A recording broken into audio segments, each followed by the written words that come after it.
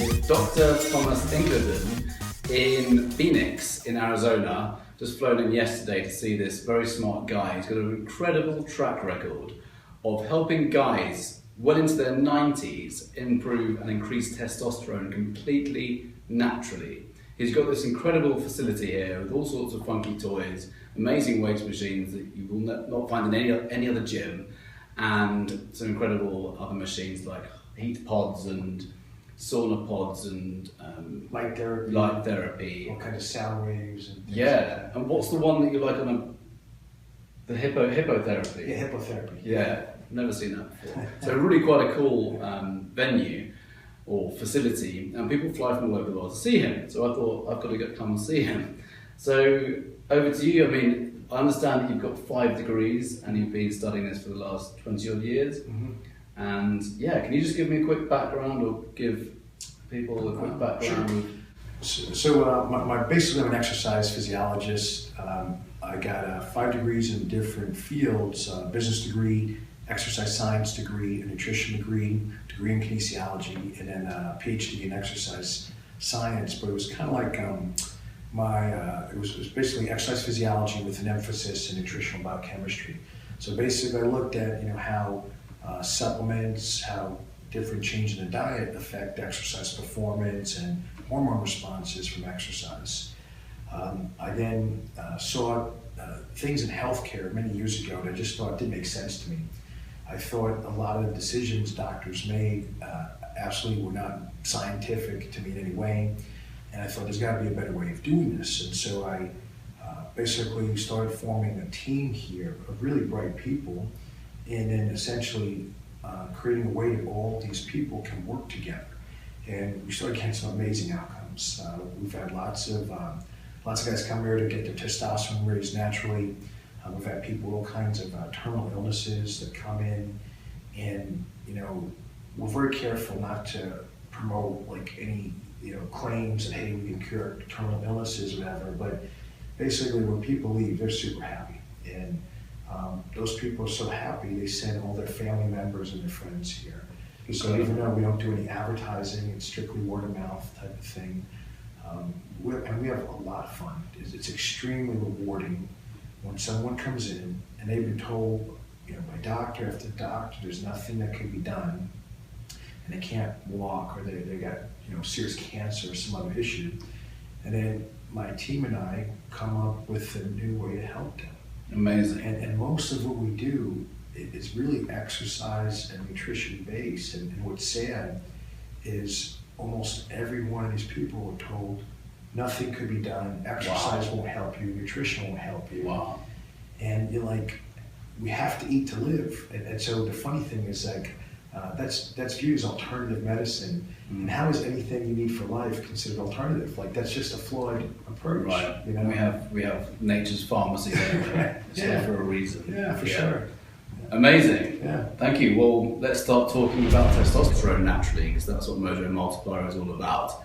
So if you've read the book or you're a regular on my blog, you'll see how there are many endocrine disruptors in the food supply and water supply and cosmetics and deodorants and shower gels, conditioners and plastics, etc.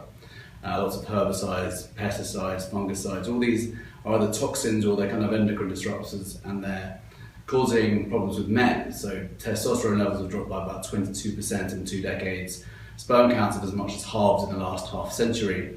And operation into correct gynecomastia, which is man boobs, is now the top 4th cosmetic surgery carried out on men in the United States. It's a pretty scary phenomenon. What's going on? So I just thought I'd ask you for your view on that. What do you think is causing all these? What do you think is causing testosterone levels to drop? Well, you got it's definitely a bunch of things. Certainly all the chemicals have been dumped in the environment. You read something about a company that's being fined, for dumping chemicals in the environment. After they're fined, though, the chemicals don't magically disappear. The half-life of some of these agents is decades, which means even if nothing else is added to the soil, the old stuff that was there before is still making its way. And because some of these chemicals, we don't really understand the impact they have in the environment, it's hard to predict where they go. And So with the rain, for example, stuff may seep further down into the soil. It may hit like another water source and then be transported or carried, further away. So the chemicals could be put in one location but wind up much, much further away because no one anticipated the movement of the chemicals around the environment. And because of the way the properties they have, when they're ingested, they're almost always ingested by people without their knowledge. Right? No one looks at it and says, "Oh, I can see the chemicals that are bad for me," and that you can't see them. So essentially, it's like they're invisible. And so now, when food is ingested or water is ingested that has those chemicals in them, they have they deposit in the body. A lot of times, it shows up in fatty tissue. I'm sure it's probably could attach to proteins and bind elsewhere in the body. When we test people, we would usually measure a lot of that stuff in the urine, which simply means it's in the body and it's leaving. But some of the limitations with that is we don't know how long it was there. In other words, did you just eat something and it showed up? Right. Or was this stuff that maybe you ate, months ago, and it's now, as you're actively burning that fat, is it appearing in the blood and being filtered out? And then to do some of the tests, to figure out what's going on, they're pretty expensive.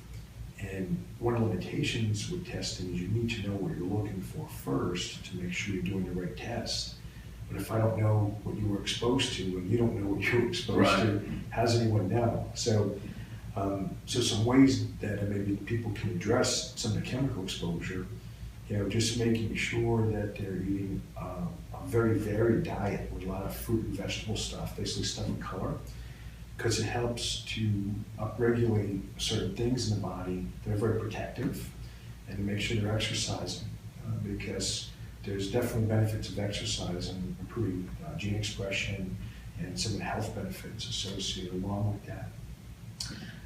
Some other things though that might tie into that is across the board, people's activity of daily living is far more sedentary today than they were maybe 20 years ago. Sure. Yeah. What's interesting, I've been to Italy recently, and one of the first things that stood out is the number of people walking and riding bicycles compared to the United States. Yeah. And then the number of people that are still doing farming and I would say more physical stuff. Mm-hmm. We're here, there's definitely farmers, there's definitely people that do physical things, but the number of people is much less. So across the board, there's definitely lower levels of activity, throughout the day. People are living these box lives, aren't they? And they wake up in their box, mm-hmm. They get their breakfast out of a box, get in their box to drive to work, sit in their box all day long for 8 hours a day, mm-hmm. and then get in a box to drive home, sits in front of the box to eat a box meal, and have a can of whatever, and go to sleep in your box. Yeah. So it's a very, very inactive life, isn't it? Yeah. And the chair has actually been touted as one of the worst inventions ever for our backs. Mm-hmm. It's just compressing our spines and making causing all sorts of problems. Yeah, it also tension around the hips and and so forth, and it impairs mobility with time, right? It's just kind of getting you locked in, and so just exercising, even if you said an exercise brutally hard for an hour a day, it doesn't compensate for the remaining hours of the day as much. Right. Like it's a different situation to be constantly moving versus sitting in your box world and then moving a little bit every day. It's relatively an hour would be a little bit.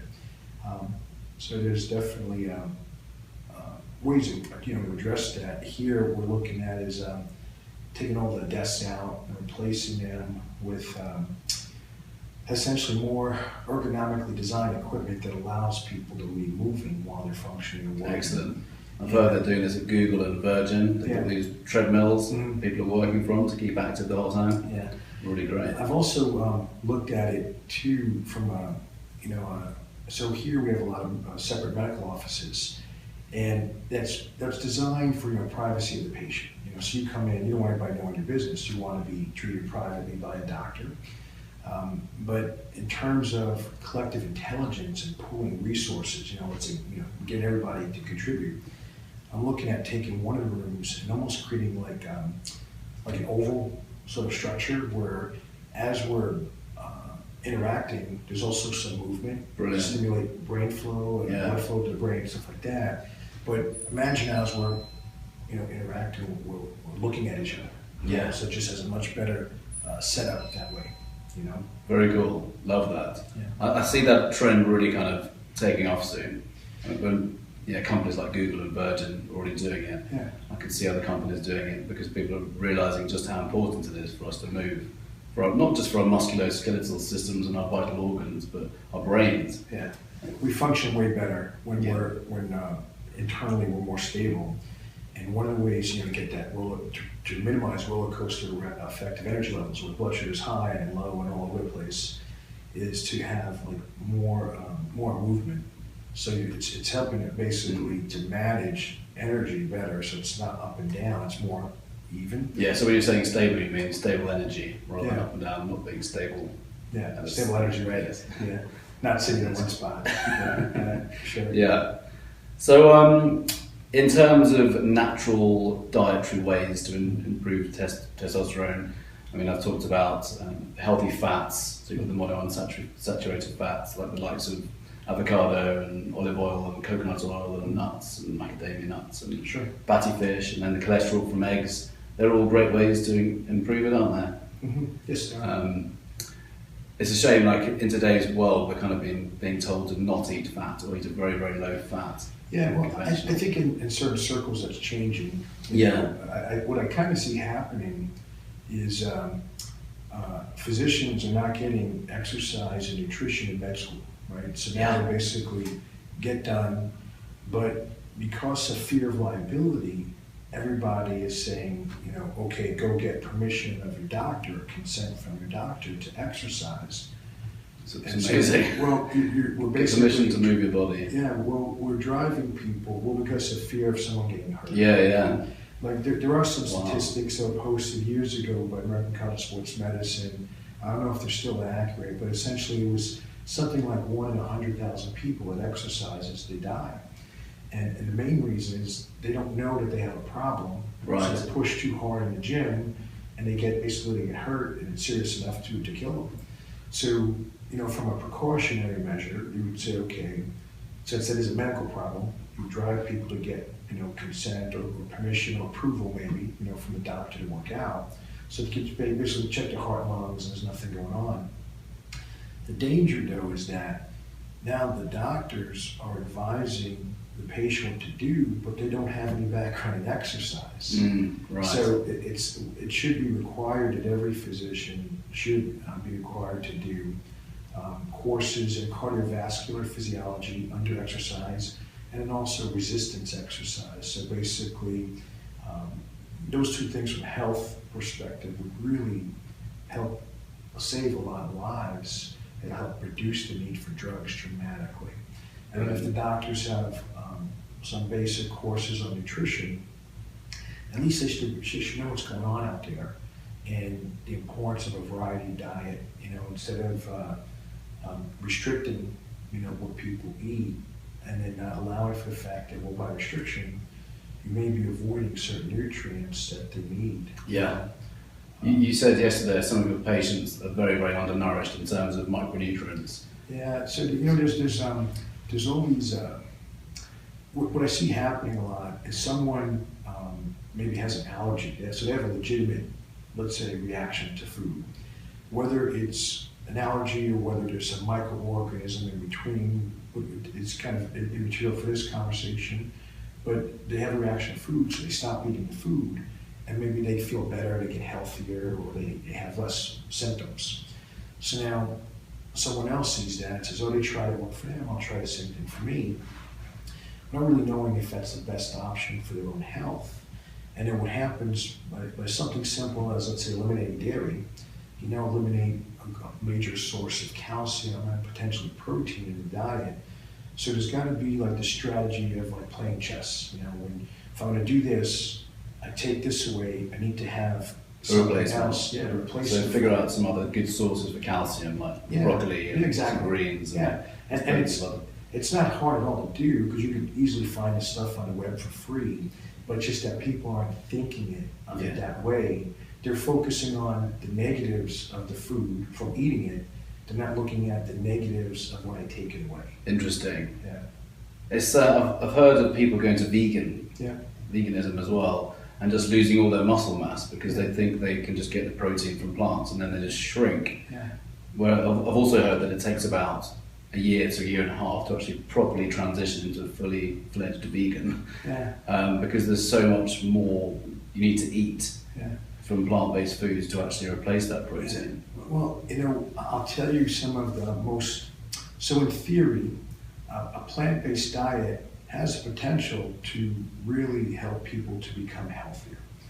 But I would say that the reality of doing it, when I test vegans, that people come in when we do all this blood work, they have terrible blood chemistries. There's all kinds of things that they're low in. And they'd have no idea. They don't know about it. Yeah, because most people go by how they feel. And that's not, it's not strange or unusual to do. Most of the time, the way we evaluate if anything works, do we feel more energy, do we feel more alert, stronger, things like that. So that part makes sense. But the thing is, that stuff is subjective. And imagine if you're in a serious relationship with someone you love, and then they end the relationship. Now, you're asked to evaluate how you feel about something else. You have that. You just had a major relationship end that's in the back of your mind. Right. That it psychologically affects your views in other areas. So how do you know then what you think you're feeling is actually pure for that and not, let's say, hindered or enhanced or reduced by some other feelings that are going on in your head? So one way to maybe get a better balance between how you feel with respect to something. And what it's actually doing is actually have objective measures. Measure vitamin mineral levels, measure maybe amino acid, fatty acid levels, because that will give you details as far as, hey, what food should I be eating? Yeah, it's an interesting point because we often talk about being low on energy because you're low on testosterone, but you might be low on energy because you're completely undernourished with these vital micronutrients. Yeah. So the first thing to do would be to make sure you're not undernourished with all these nutrients. Yeah. In a way, you should be low on energy if you don't have all these micronutrients because they're the prime fuel for our bodies, aren't they? Mm-hmm. So I guess the first thing would be to make sure you're fully nourished. Yeah. And vegetable juicing is an amazing way of doing that, isn't it? Yeah, it's a good tool. I would say though that I think better than vegetable juicing would be just to take the whole raw fruit or vegetable. That means fiber, seeds, and all. Basically everything, and put that in a high-powered blender like a Vitamix or some of these other kinds that are out there, because there's nutrient components throughout. And then basically you liquefy the entire solid object, but then when you drink it, you get still the fiber benefit. You still get the nutrients in the seeds and things like that. And what's interesting, there's actually now a market developing for seed oils because, if you think about all the nutrition has to be in seeds for it to basically grow into a plant. There's a lot of interesting information from research coming out, and so now there's basically companies making seed oils, and those seed oils are loaded with all kinds of natural anti-inflammatory substances. Right. So one way at home to maybe do this, it would just be like if you had a whole apple, or a whole pear or something. And that slows down the insulin response as well, doesn't it? With the fiber. The fiber, yeah. That's one thing that's against juicing. If you just do fruit juicing, you take out all the fiber, so you have a really sharp insulin response. Yeah. Plus, I think that we want to try to look to nature for guidance, and that nature probably figured out you got to have this fiber, these other components for a reason.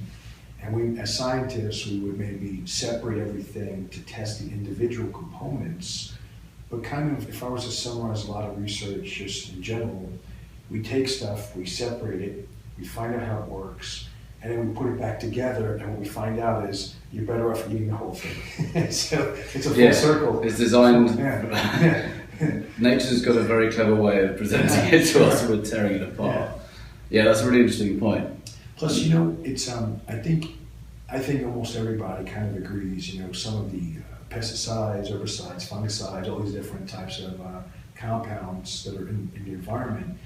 At a certain level, definitely everybody says, oh, it's bad for you, right? Damages all kinds of things going on in the cells.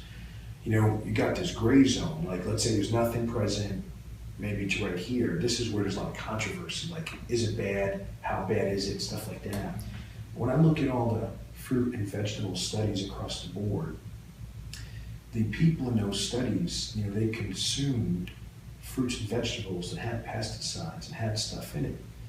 And still across the board, it's better to eat more fruits and vegetables, even if there are chemicals in them, right, than to not eat any at all. Right. So in terms of a balance, so instead of people being afraid of chemicals and not eating, let's say, a fruit and vegetable, you're better off eating a fruit and vegetable, even if there was some chemicals there. It's good to know. Because the benefits appear to outweigh the dangers or the negatives, if you will. Right. And then maybe explore in your local environment if there's any concerns. Like we had talked about, if I was doing a general nutrition seminar for, let's say, anybody, you might say eat lots of colorful fruits and vegetables, and a simple thing would be follow like a rainbow diet. So eat something from red, orange, yellow, blue, green, indigo, violet. If you're eating one or more servings from each color of the rainbow each day, that goes a very long way to minimize nutrient deficiencies or inadequacies in our body. And it's easy to remember those colors and remember all the vitamins and minerals and essential fatty acids and amino acids. Of your gave battle in vain. Yeah. It's the rainbow. Yeah. Okay. That's really great advice. Yeah. That's really great advice. Getting back to maybe back to testosterone. Yeah. So you've been studying various of your supplements over quite a few years, haven't you? You've actually properly tested them. Yeah. So I've been a bit fearful of promoting anyone's testosterone supplements because without having a full understanding of any potential negative effects. Sure. In a way, with supplements, there shouldn't really be any negative or natural supplements because it's all from natural sources from Mother Nature. So I didn't. Yeah, there's just a part of me that wasn't comfortable promoting them. Sure. Until I started to speak to you. I mean, you've got 5 degrees now. What other degrees you've got?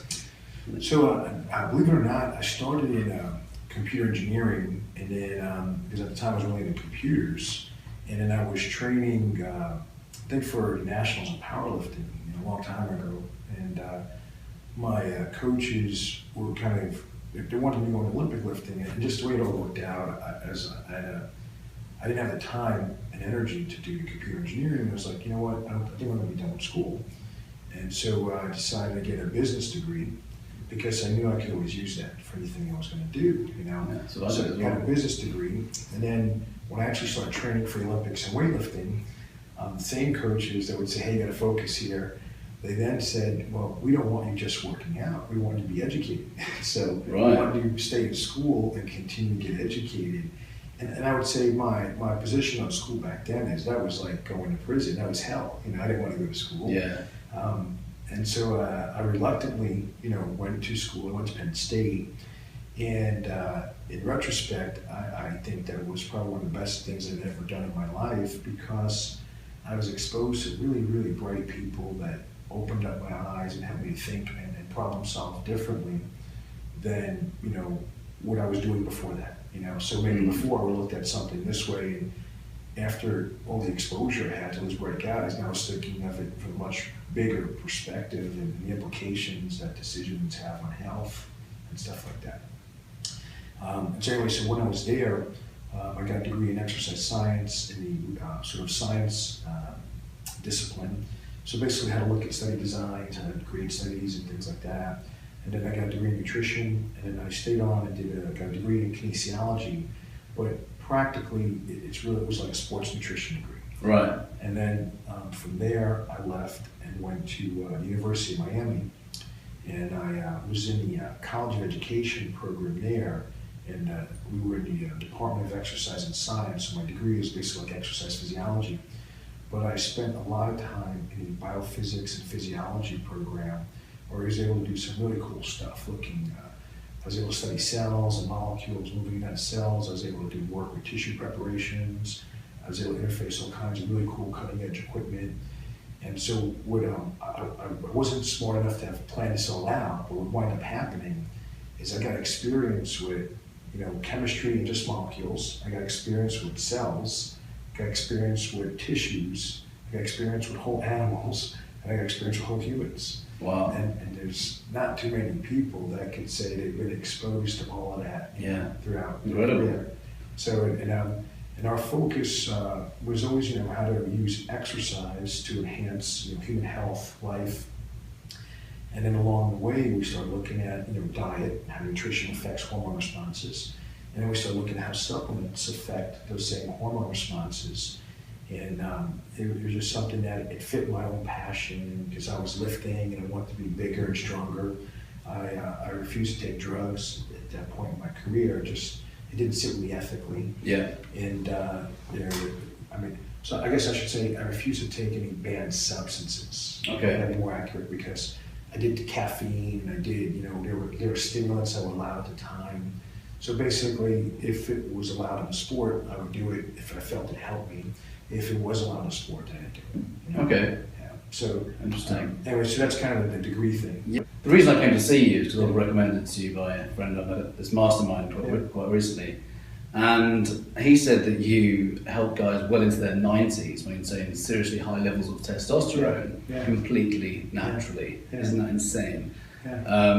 And I think you mentioned on the phone that you even had one guy who was 103? Yeah, so the oldest guy that I worked with was 103.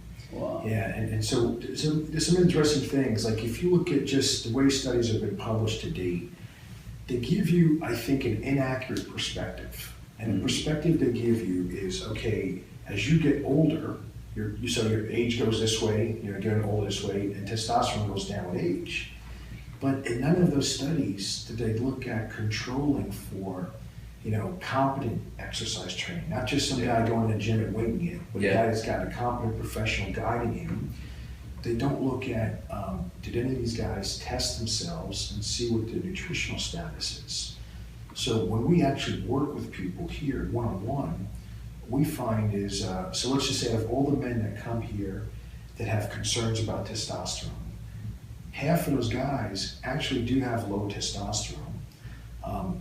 And the other half, they have a different issue. It's not testosterone that's low, there's something else going on, but it affected them in a way, low energy, slightly depressed, very low libido, trouble adding muscle. So of course they assume it's testosterone, which makes sense. Yeah. But let's ignore those guys and just focus on the guys that have the modified testosterone issues.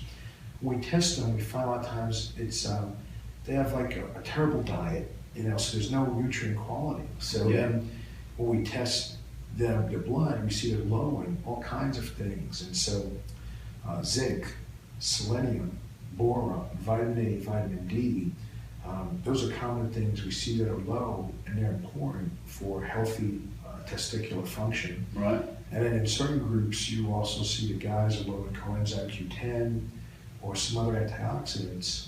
And there's interesting data on antioxidants affecting sperm production in a positive way. Right. And so, it makes the argument, is it their diet that's so poor that's resulted in this, or is there some other reason why they're low? After interviewing some of the guys and looking at the diets, I think they just fall into traps. They get into a pattern. So a lot of times guys, when they're growing up, they go to their mom and dad at home make them let's say steak and potatoes. So now that's what they were raised on. So for them, that's a good meal, steak and potatoes. And it's perceived as healthy. Yeah. And it's really, I don't look at, let's say beef or red meat or potatoes. I don't look at them as good or bad. I just look at them as they're tools, and what do these tools provide? And they have, these nutrients, and you say, all right, if they have these nutrients, what am I missing? Okay, so maybe to complement this, I need some kale, or I need, some red, some orange, some carrots, tomatoes, things like that. And now, when you complement the color, now all of a sudden you have a pretty healthy meal. Yeah. And now what happens too, you can reduce the portion of the beef, you can reduce the portion of the potatoes. so that you're satisfied, like you feel full. Yeah. But you get a ton enough of micronutrients. Yeah, you get a lot Yeah. of micronutrients there. And, and it's more fun, I think, for people too, because then if they have the freedom to eat what they want, Yeah. but it's about coming up with a balance, a sensible, strategy, so that way they don't feel deprived or feel like anything's being withheld from them. Yeah. Interesting stuff.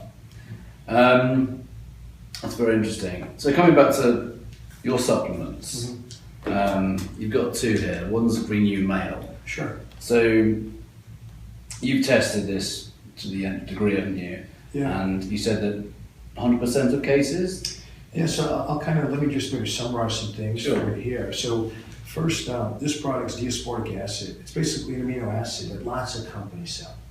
So, an intelligent question would be like, well, why should I buy your product? Like if it's on the market, those guys are selling it, why don't I just buy the cheapest stuff? Fine, because on the label it all looks the same, What we did is, there's research showing that this elevates testosterone safely and naturally in men, and that it can also increase luteinizing hormone from the pituitary in the brain.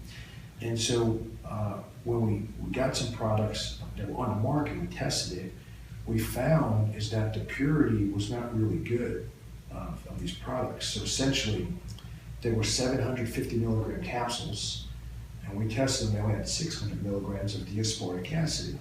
So their 4-capsule dose that was supposed to provide 3,000 milligrams, it didn't provide the full spectrum of the D-aspartic acid. So in other words, it's like getting half of what you paid for. Sure. Right?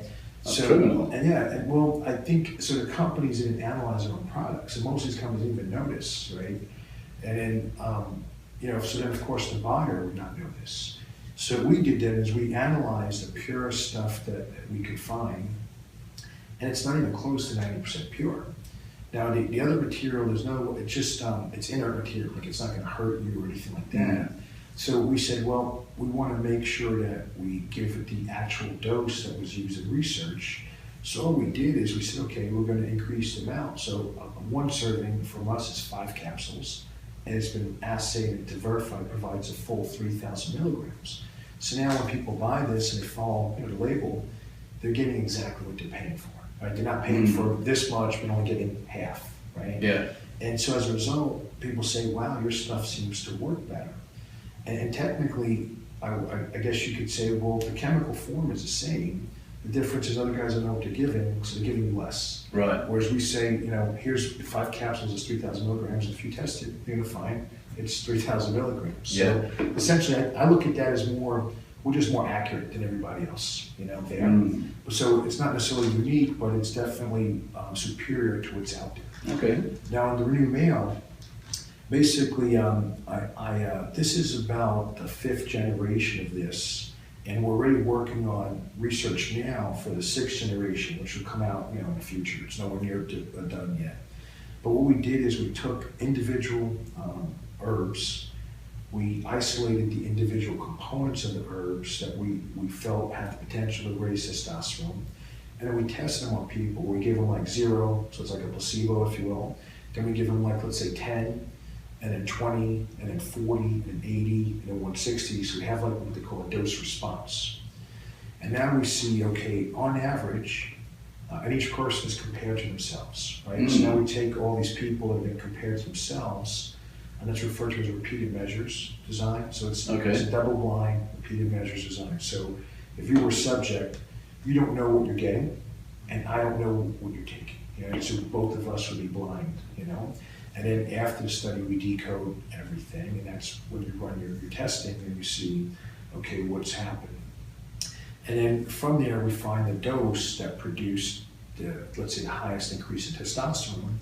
And then we took all these individual components from different plants and combined those. Brilliant. So now it's kind of like we have the best from this guy, the best from this guy, the best from that guy. In a concentrated form. Yeah, so the idea is, years ago, when we first started doing this, we would do like 30 pills because there just wasn't enough research and just wasn't enough data, and manufacturing methods were not as good as they are today. Okay. In other words, you might have to condense let's say from 100 milligrams of material, you couldn't get enough of what you wanted out of it, so you have to give people like say 50.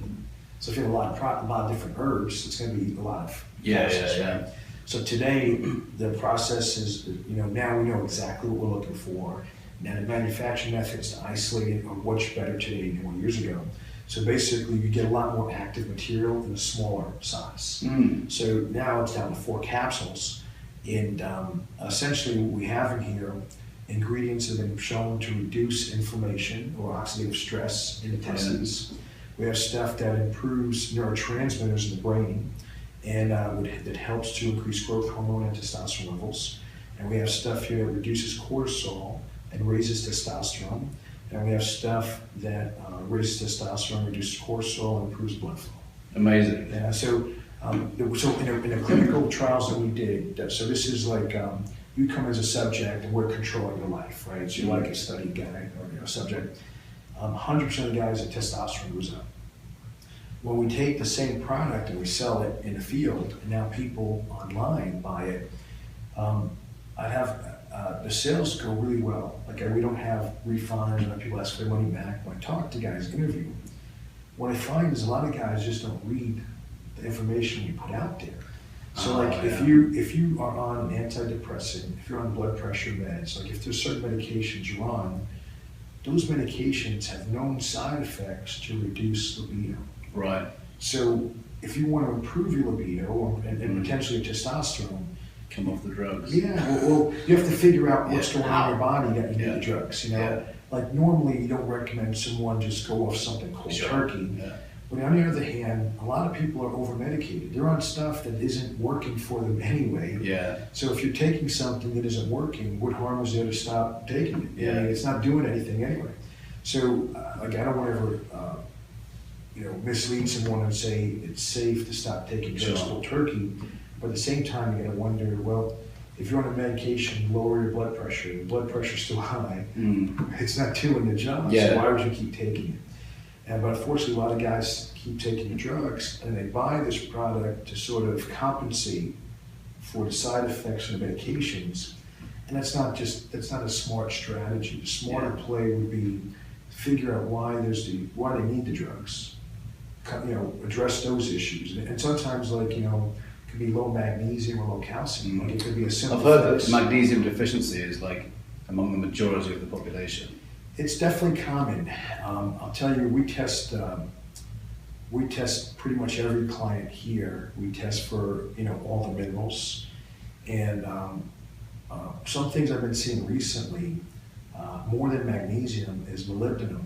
I find way more people low in that, and that's a very simple trace mineral to get. Look at all the foods that are there, and they'll find the foods you like, and just eat them. Right. And what I would do, so I would take the rainbow diet. We create this rainbow diet chart, and if you want, I can email that to you, and you can post it or stuff. That'd be great. So figure you get a column of red foods and orange foods, whatever.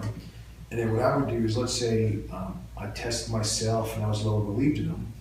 I would look for the colored foods that provide the molybdenum. So when I'm planning out my strategy, the food I'm going to eat, that way I'm covering all my bases. I'm getting all the micronutrients I need, I need the molybdenum. Yeah. But I'm also getting the powerful antioxidants and these other things that we know they're really good for us, but we don't know exactly what they do and how they work. Purple pigment, for example. It's getting a lot of attention, like purple corn, purple carrots, that kind of stuff. So purples and blues, there's something about the structure and size of molecules that they have really big impact on helping us in a lot of ways. Amazing. Yeah. Do you get that in grapefruit and orange, the purple pigment? So what I'm aware of it right now is primarily purple carrots, purple potatoes. I'm sure purple corn, I'm sure there's other foods out there, but I don't know the absolute values of the different compounds in those different foods. Like I said, would be the best source. But it kind of gets back to what we kind of talked about earlier, just variety.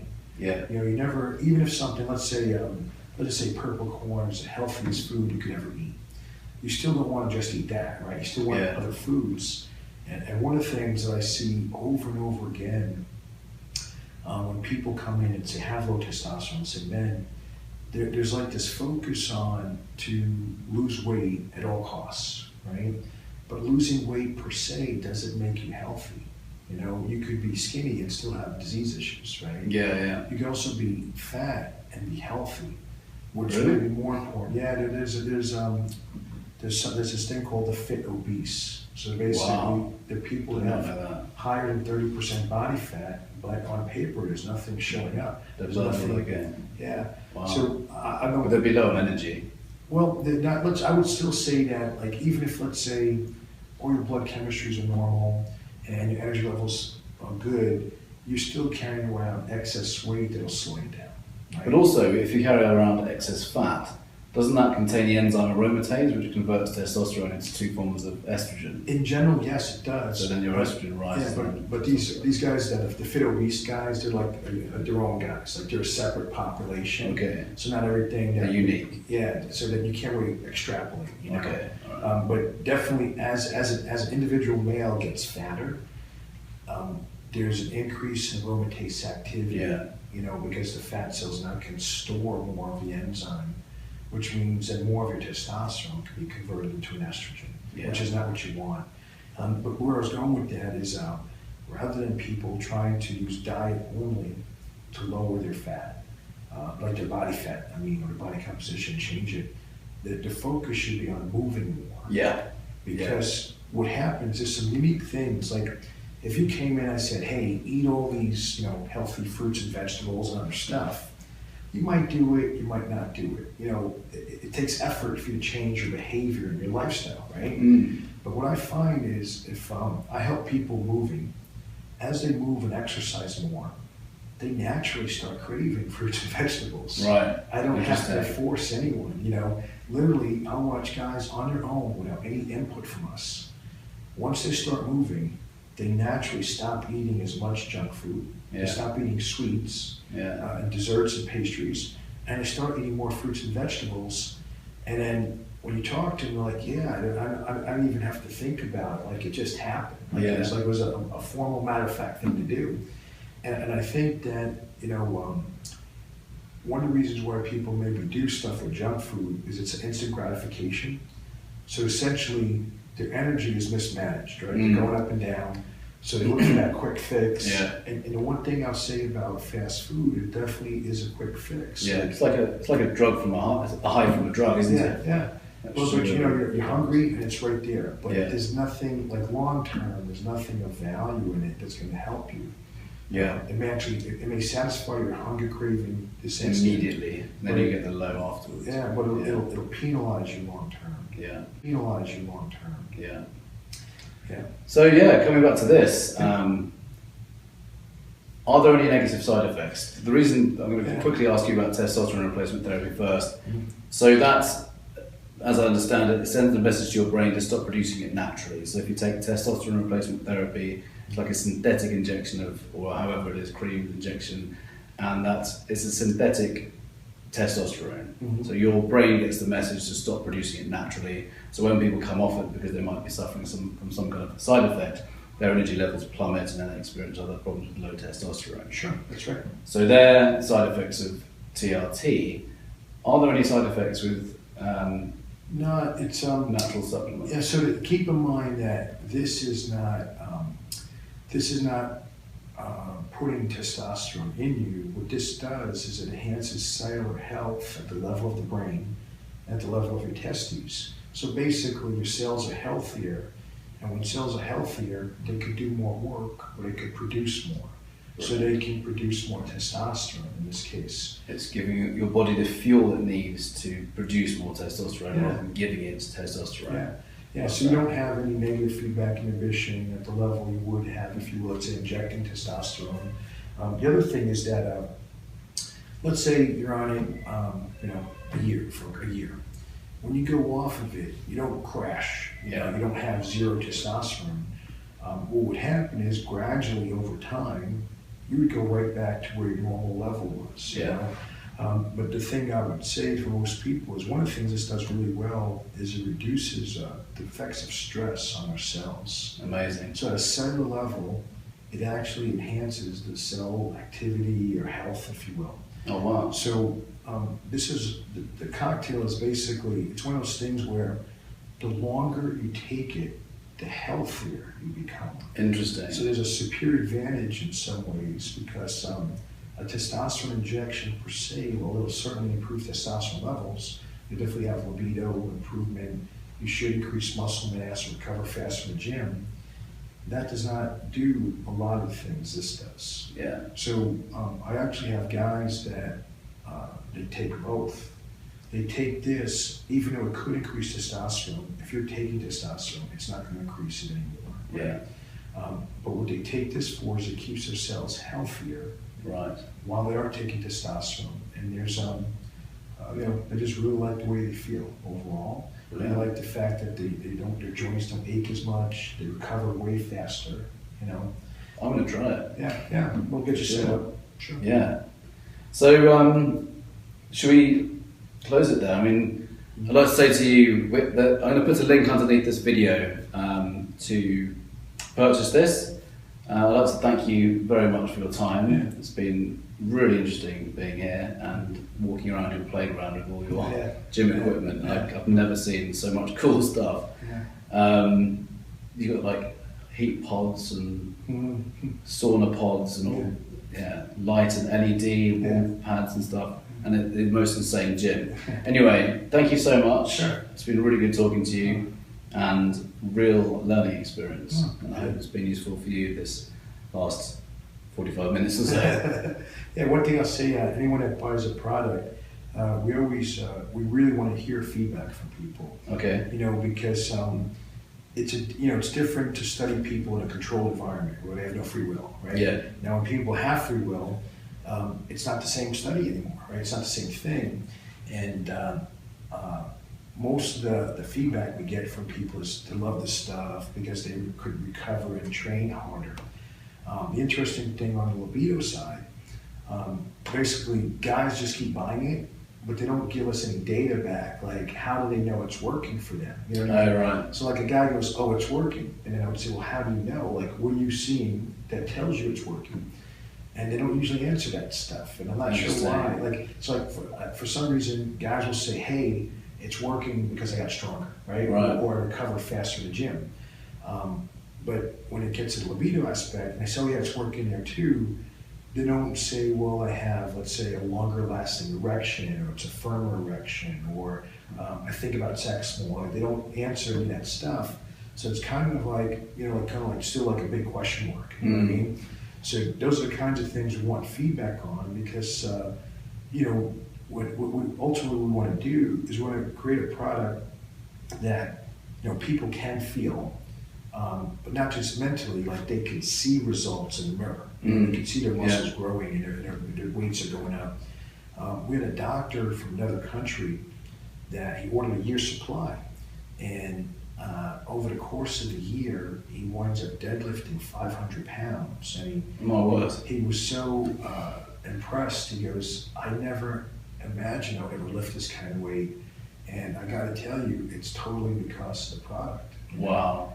So I'm definitely going to try it. But we'll keep in mind, you still want to train sensibly. Yeah. One of the mistakes I see guys make sometimes is they feel really good, and they keep pushing harder and harder and harder. And then they injure themselves. Yeah, they injure themselves and they overtrain. Now they're too tired, they can't get out of bed because they're exhausted.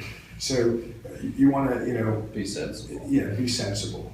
Which is it's hard to do when you're feeling great. Yeah. When you feel good, you want to push it. You don't want to hold back. Yeah, amazing. I look forward to trying it out. Cool. I'll report back my findings. Excellent. Maybe not all the details.